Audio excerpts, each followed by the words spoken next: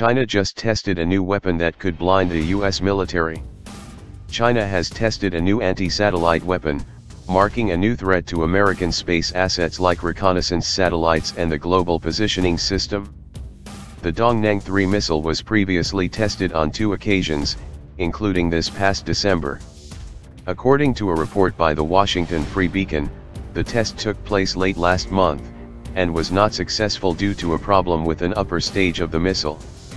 The test was broadcast on the internet by a number of users in China near the launch facility. This has been part of a long process as China has pushed to acquire the means to carry out warfare in space. Since the early 1990s, China has developed 4, possibly 5, attack-capable space combat systems, Rick Fisher, a senior fellow at the International Assessment and Strategy Center said. China may be the only country developing such variety of space weapons to include ground-based and air-launched counter-space weapons, unmanned space combat and Earth attack platforms, and dual-use manned platforms. Harsh Vasani from Manipal University in India noted that the purpose of those systems would be to counter the United States' conventional strength and gain strategic parity. Chinese strategists believe Beijing will need to strike at the U.S. Achilles heel, Washington's over-reliance on satellites for command, control, communications, computer, intelligence, surveillance, and reconnaissance. Beijing plans to exploit the vulnerable space infrastructure of the United States in the case of a war.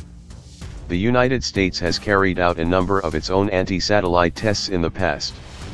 Most notable was the 1980s vintage ASM-135 ASAT missile, capable of being launched by F-15 Eagle air superiority fighters. After a 1985 test, though, Congress prohibited further tests against satellites, and the program was ended in 1988.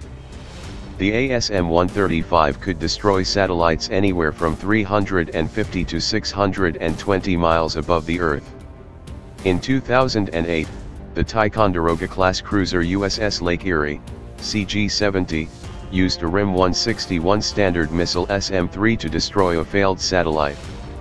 Operation Burnt Frost was a success, with the failed satellite being destroyed 133 nautical miles above sea level.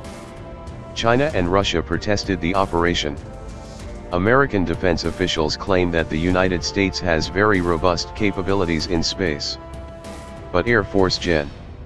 John E. Hayden says that China and Russia have been developing space warfare capabilities. Hayden noted that Chinese and Russian threats to American space systems will be a much nearer-term issue for the commander after me, and for the commander after that person, it will be more significant because the gap is narrowing quickly between American capabilities and those of China and Russia. A 2013 test of an earlier missile in the Dong Neng series reached up to 18,600 miles over the Earth. It's not very complicated. You treat it as a warfighting domain. And when you do that, the answers are not that complicated. You have to have increased maneuver capabilities on our satellites. We have to have defensive capabilities to defend ourselves. These are just warfighting problems, he said.